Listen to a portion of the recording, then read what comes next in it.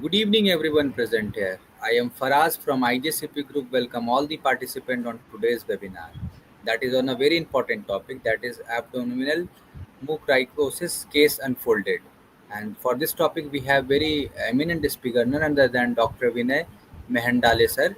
And let me share some of the achievement of sir. Sir has done MS, MNAMS General Surgery, former professor of surgery at Rajawadi Municipal Hospital and D.Y. Patil Medical College, associated with Shushrusha Hospital, SL Raja Hospital, Fortis Associate, Dhunravatri Hospital, Mumbai. And without any further delay, I would like to invite sir and hand over this session to sir. Sir, the stage is yours. You can proceed from here. Good evening. I will be presenting a case of abdominal mucormycosis.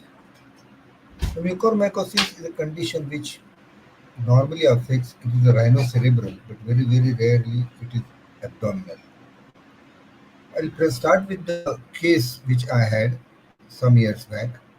This was a 38-year-old female. She underwent laparoscopic assisted vaginal hysterectomy in a small nursing home.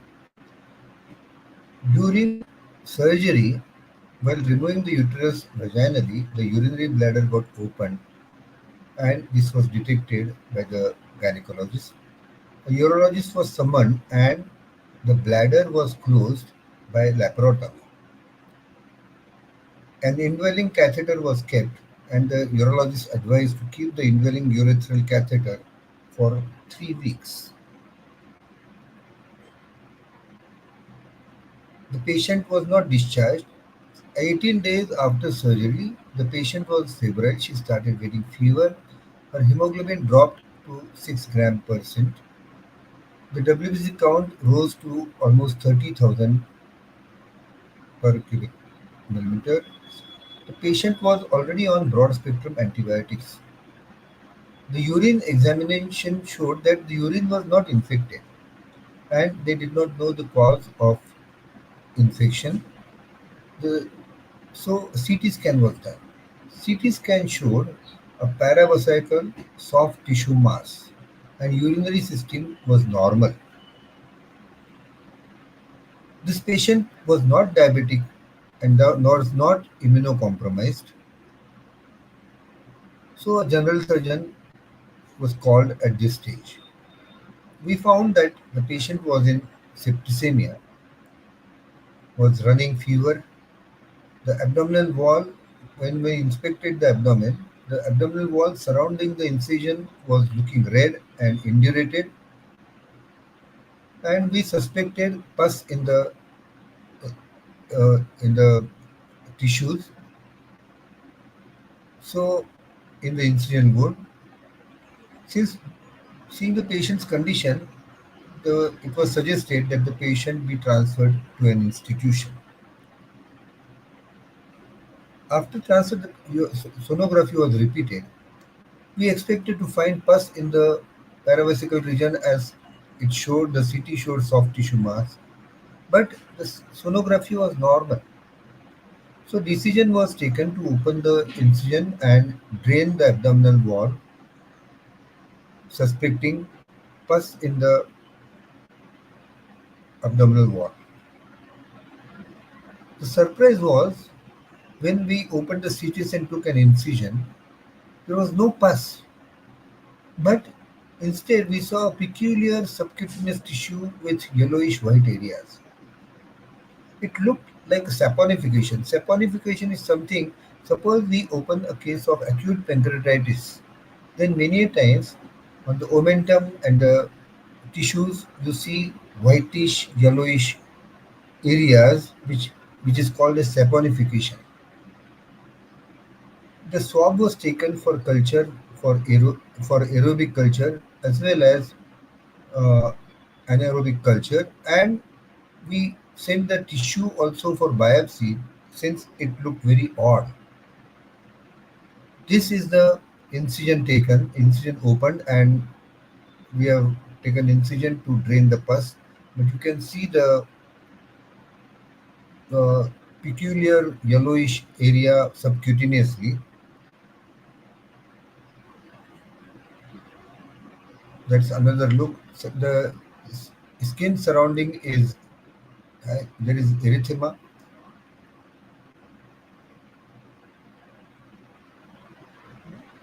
The bacterial culture did not show any growth. The problem, the real surprise was the histopathology. The histopathology report came as mucormycosis. So immediately we contacted infection disease specialist and he advocated immediate debridement. So as an emergency, we debrided. Wide ruthless debridement was done of the tissues. You can see the cut edges showing this dirty yellowish tissue and the muscle mass underneath. This was the tissue which was excised. This tissue was also again sent for histopathology. This was the skin and the subcutaneous tissue which was excised till we saw almost normal area. This is the inside aspect. This is the end result on day one. We transferred the patient to intensive care. Since it was mucormycosis, we started the patient on amphotericin B plain.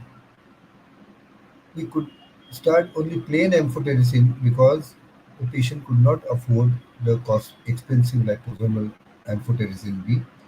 The amphotericin B was started in the dose of 1.5 milligram per kilogram per day.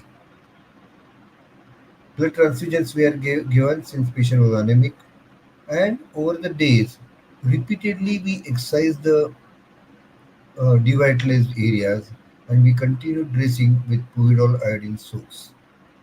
We started excising till no more saponified areas were seen. After 2 weeks of debridement, we saw the urine leak at the lower end of the wound.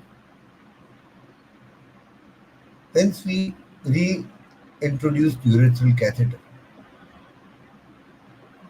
and CT scan was repeated. You can see at the on your left is the lower end of the wound and there is a pool of urine can be seen there. This is another picture and you can see the catheter there. This repeated CT scan showed the paravesical soft tissue mass which was going up to iliac vessels. This is the CT scan after 2 weeks of first surgery. The red arrow shows the paravesical mass. The infectious disease specialist told us that he almost completed the amphotericin B treatment and he was asked us to excise the remaining mass. The problem was how to approach that mass with a big wound there, with a lower end hole, and we are scratching our heads how, as to how to go ahead with this. So I decided to go. You can see the green arrow. There is a gap there. I decided to go through that gap. So we put beaver's retractors in that, and with blunt dissection, we removed as much mass as possible. This was the tissue which was removed from the paravesical region and which was going almost up to the iliac vessels. This mass was again sent for histopathology and report was again mucormycosis. Through the in the suprapubic region from where the urine was coming, we introduced a Foley's catheter as suprapubic cystostomy.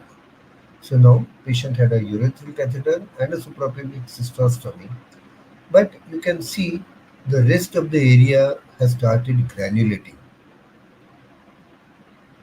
And this is, we call this very healthy granulation tissue. Most of the area is covered with this beautiful healthy granulation tissue and one can see the uh, Foley's catheter entering the bladder as suprapubic cystoscopy.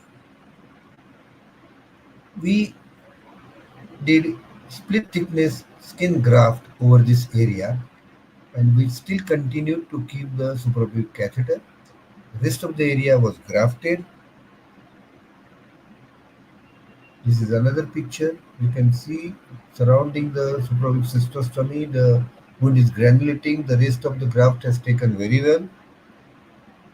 This is after about 10 days after the grafting. At this stage, we removed the suprapubic cystostomy and just kept the urethral catheter so that the bladder hole would close and the rest of the wound would start healing. This is healed wound with no leak from suprapubic catheter. During 3 months of stay, in the first 2 weeks, we had to give 8 units of packed cells and whole blood transfusion. Total dose of amphotericin B was 6 grams, which is the advocated dose. The patient needed ventilator support for 2 days for suspected ARDS, but patient recovered well. The antibiotics were only during initial period, then no antibiotics were given. Patient was only on amphotericin B and supportive treatment. She was on full diet. Now, mucormycosis or zygomycosis, which is called, it is fungus of Mucorales order. It is very common in immunocompromised and patients and the patients with diabetes mellitus. The common affection is rhinocerebral. The infection occurs through contaminated dressing material in other causes, like in this case. The vascular invasion, thrombosis, and death of the tissue occurs. That's why you see this tissue which we have to devitalize tissue. The mortality in in extra rhinocerebral infection is 30 to 70%, but in a disseminated disease like this, it is almost 90% mortality. Extra rhinocerebral mucormycosis is very rare, and extensive extrapyramidal disease in the present case is also very, very rare. Luckily, we had a successful outcome. This is the end result. The patient was discharged with this. Now, during COVID times, we saw a lot of cases of mucormycosis because of coronavirus, but they were all, most of them were rhinocerebral infections. During that period, we had one more case of abdominal mucormycosis, but it was not because of COVID, it was also because of laparoscopic surgery done for ectopic pregnancy.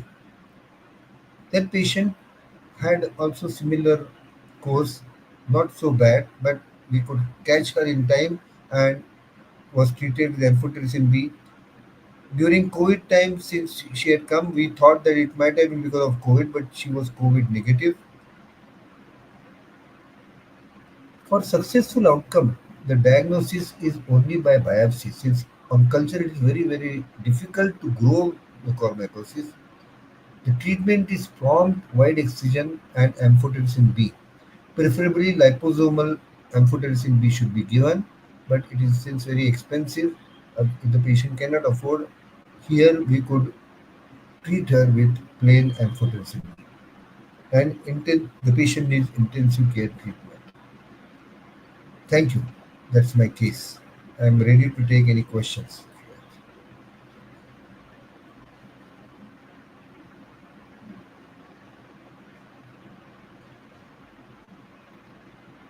Thank you so much, sir, for taking out your important time and sharing your knowledge on this topic. I definitely think this session knowledge is going to help all the participants on their practice too. Sir, we have received some questions, sir. With all your permission, shall we take this question one by one? Yes, please, please. I'll see if First question is, whether I sir, can answer. what? Uh, yes, sir. Sure. The first question is, sir, what imaging modalities aid in diagnosis abdominal mucormycosis, and what findings suggest invasive fungal infections, and what factors influence the decision to proceed with extensive bowel resection in these patients. Yeah. Now, the what helped us in diagnosing was only the biopsy, because the patient had undergone surgery and injury to the bladder. We had asked for CT scan to see if there is any injury to the urinary tract. We could see there was some paravesical tissue, but no one dreamt that it would be mucormycosis since it is so very rare. In rhinocerebral mucormycosis, as I understand, I'm not an expert in it, but CT scan helps there and suspicion helps. From in rhinocerebral, you can take biopsies locally there. In this case, only the suspicion that it could be something rare. I expected to find tuberculosis or some such common thing, but this, only on biopsy we could make out. The bowel is not involved in this since it is a soft tissue infection. The Probably the infection has occurred because of um, the because of infected material, the unsterile material which was probably used in small nursing home, that has probably transmitted. And here the urinary bladder got involved because urinary bladder was opened during surgery. If a surgery is done and bowel is operated upon, probably bowel will get involved. But I have not seen any case of bowel involvement in with mucormycosis. I have read about the liver being involved with mucormycosis, but I don't know exactly what is the cause. But that's why this is extraperitoneal disease. The bowel is not involved. I hope I am clear about it. Thank you so much, sir, for sharing your insight on that question. Moving forward, we will take second question, sir. How do you manage mucormycosis in patient with underlying uncontrolled diabetes or immunosuppression, sir? So we need a supportive treatment. The If the diabetes is there, we have to control the hyperglycemia. If there is any associated atherosclerosis or something, that will have to be taken care of.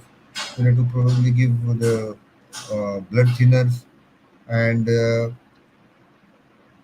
second question was immunocompromised again. So one needs supportive treatment in intensive care unit. So usually our physician friends help us in doing this. A surgeon's Thank role you. is mainly in wide excision. Thank you so much, sir, for adding this point, sir. I hope, sir, you are able to solve all the question through doubts of the participant through this case study, sir. I hope, sir, you have done justice to this topic. I can't see any further questions, sir. As there is no more questions, with all your permission, shall we conclude this session for today? Thank you so much. Thank you for Welcome, inviting sir, us. and welcome. We would like to see you in future also with different topics, sir. It was great honor to host you, sir. Thank you so much for joining. Thank you so much. Thank you. Welcome, sir.